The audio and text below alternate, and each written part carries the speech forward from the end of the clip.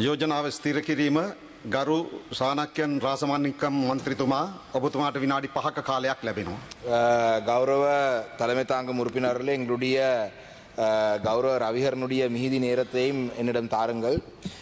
மிக முக்கியமான ஒரு பிரேரணை ஒத்திவைக்கும் பிரேரணை உண்டு. வடக்கு மாகாண மீனவருடைய சார்பிலே எங்களுடைய இலங்கை தமிழரசு கட்சியினுடைய வன்னி மாவட்ட பாராளுமன்ற உறுப்பினர் அண்ணன் ரவிகரன் அவர்கள் கௌரவ ரவிகரன் அவர்கள் முன்வைத்த இந்த பிரேரணை நான் வழிமொழிகிறேன். உண்மையிலே இது நீண்ட காலமாக இருக்கும் ஒரு பிரச்சனை. கௌரவ அமைச்சர் சந்திரசேகரன் அவர்களுக்கு என்பிபி அரசாங்கம் தேசிய பட்டியலையும் கொடுத்து இந்த அமைச்சு பதவி மீன்பிடி அமைச்சு பதவியும் தந்து வில்லங்கத்தை உங்களுடைய கையிலே ஒப்படைத்திருக்கிறார்கள். ஏனென்றால் இது ஒரு வில்லங்கம். இது தமிழருடைய தமிழ் அமைச்சர் ஒருவர் இந்த துறைக்கு பொறுப்பாக வைக்கிறதுடைய நோக்கம் தமிழர்கிடையிலே மோதப்படட்டும். வடமாகாணத்திலே எத்தனையோ மீனவர்கள் இருக்கிறார்கள். இந்த மீனவருடைய பிரச்சனைக்கு தீர்வு காணுவது உங்களுடைய தலையிலே சுமக்கப்பட்டிருக்கு. ஆனால் உங்களுக்கு அரசாங்கம் இதுக்கான ஒத்துழைப்பு வழங்குமான்றது கேள்விக்குறியான ஒரு விடயம். நீங்களும் ஜேவிபி இல்லாவிட்டால் என்பிபி உடைய நீண்டகால உறுப்பினர் என்ற அடிப்படையிலே நீங்களும் இந்த அரசாங்கத்துக்கு எதிராக அரசாங்கம் செய்யாவிட்டாலும் கூட அரசாங்கத்துக்குள்ளே இருந்து இதுக்காக குரல் எழுப்ப முடியாத ஒரு சூழல் இருக்கலாம். நாங்கள் உங்களுக்காக உதவுறோம். நாங்கள் வெளியே இருந்து இந்த அழுத்தத்தை தாரோம். நீங்கள் உங்களுடைய கேபினட் கூட்டத்திலே சொல்லுங்கள், இப்படி பாராளுமன்றத்துக்கு போக முடியாமல் இருக்கு, தமிழரசு கட்சியினுடைய தமிழ் பாராளுமன்ற உறுப்பினர் என்னை இந்த விடயம் தொடர்பாக கடும் அழுத்தத்தை கொடுக்கிறார்கள், இதை உடனடியாக நிறுத்த வேண்டும் என்றதை சொல்லுங்கள். ஏனென்றால் இது நிறுத்த முடியாத ஒரு விடயம் அல்ல. வடமாகாணத்துடைய கடல் வளங்களை முழுமையாக அழித்து எதிர்வரும் சன்னதியிலே மீனவர் என்ற ஒரு துறையே இல்லாமல் செய்யும். இது உங்களுடைய தற்பொழுது அரசாங்கத்தில் மட்டுமில்லை, இது கடந்த காலத்தில் நடந்தது. ஆனால் 2017 ஆண்டு நினைக்கின்றேன் நல்லாட்சி காலப்பகுதியிலே கௌரவ எம்ஏ சுமந்திரன் அவர்கள் ஒரு தனிநபர் பிரேரணையை கொண்டு வந்து சட்டவிரோதமான மீன்பிடிக்கு எதிராக ஒரு தனிநபர் பிரேரணை ஒன்று கொண்டு வந்து அது ஒரு சட்டமாக அமுல்படுத்தப்பட்டது. அந்த காலப்பகுதியிலே எங்களுடைய வடமாகாணத்தில் இருக்கிற மீனவர்களுக்கு தற்பொழுது இருக்கும் அளவு பிரச்சனை இருக்கவில்லை. ஆனால் ஆட்சி மாற்றத்துக்கு பிறகு முன்னாள் அமைச்சர், அதுவும் நான் ஏன் வில்லங்கம் என்று சொன்னா, உங்களுக்கு முன்பாக இந்த பதவியை வைத்தவரும் கௌரவ டக்ளஸ் தேவானந்தா அவர்கள், அவர் இன்று பாராளுமன்றத்துக்கு வருகை தர முடியாமல் போனதுக்கான ஒரு காரணம் இந்த பிரச்சனைக்கான ஒரு தீர்வு காணாமல் வைத்துதான். அவர் இல்லாத இடத்திலே அவருக்கு எதிராக நாங்கள் சொல்லக்கூடாது. ஆனால் ஹன்சாடை எடுத்து பார்த்தால் அந்த காலப்பகுதியிலே 2020 ஆண்டு தொடக்கம் 2024 ஆண்டு காலப்பகுதியிலே அவர் அமைச்சராக இருந்த காலப்பகுதியிலே பல பாராளுமன்ற உறுப்பினர் இந்த சபையிலே குற்றச்சாட்டு முன்வைத்தார்கள். இந்த சட்டவிரோதமான மீன்பிடி துறையிலே ஈடுபட்டவர்களிடம் இருந்து அமைச்சருக்கும் ஒரு பகுதி போனது, அதனால தான் அவர் நடவடிக்கை எடுக்கிறார் இல்லை என்று. இதே குற்றச்சாட்டுகள் உங்கள் மீதும் வரலாம். இதுக்கு சரியான நடவடிக்கை எடுக்காவிட்டால் இந்த குற்றச்சாட்டுகள் உங்கள் மீதும் பாயலாம். நீங்கள் அவ்வாறானவர் இல்லை என்று எனக்கு தெரியும். ஆனால் மக்கள் நம்பிக்கை இழந்து விடுவார்கள்.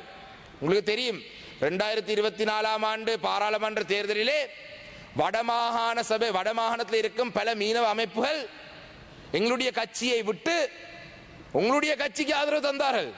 ஏன் ஆதரவு தந்தார்கள் என்று சொன்னால், இந்த மீனருடைய பிரச்சனை ஒரு அடிப்படை பிரச்சனை, நீங்கள் ஒரு தீர்வு காணுவீங்கள் என்று தான் தந்தார்கள்.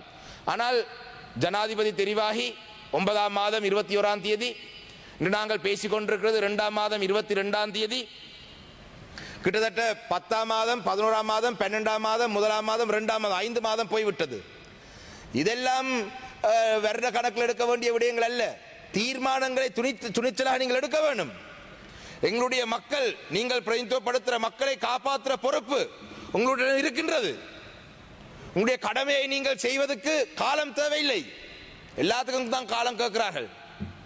எங்களுக்கு காலம் தாருங்கள், காலம் தாருங்கள். சரியாப்பா, எவ்வளவு காலம் வேணும் என்று சொல்லுங்க. உங்களுக்கு ஒரு 6 மாதமா, சரி 4 மாதமா, இல்லாட்டி 1 வருஷமா, ஒரு காலத்தை தாங்க. சும்மா காலம் வேணும் காலம் வேணும் காலம் வேணும் இந்த சபையினுடைய நேரத்தை வீணடிக்காமல்.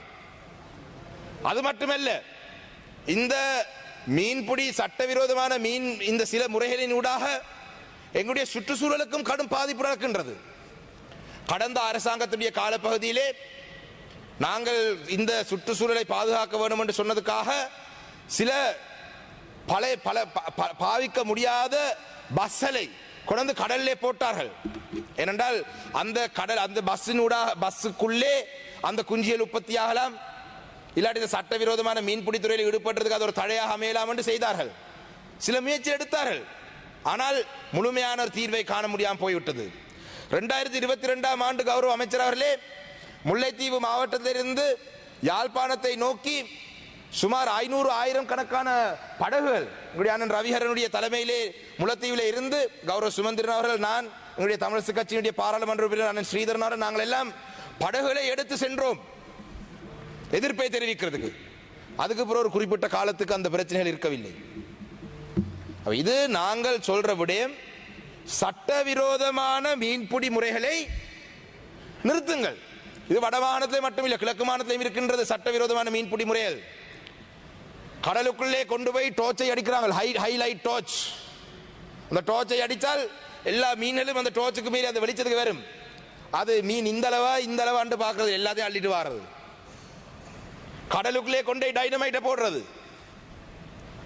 கடலுக்குள்ளே டைனமைட்டை போட்டால் முற்று முழுதாக அழியும்.